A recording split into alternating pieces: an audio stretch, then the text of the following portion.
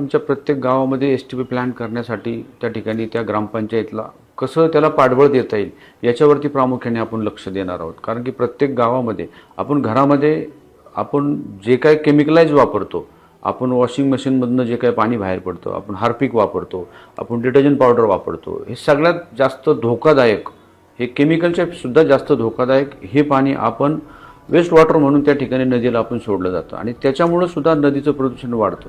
ते करण्यासाठी हे थांबवण्यासाठी प्रत्येक गावामध्ये एस-टी-पी प्लांट त्याच्या गावाच्या आर्थिक उत्पन्नाच्या नुसार त्या ठिकाणी आपण त्याचं नियोजन करणार आहोत.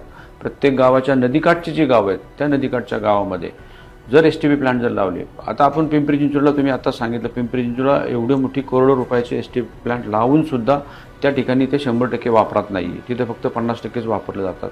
परंतु ह्या आमच्या ग्रामीण भागामध्ये लोकांना शिस्त आहे.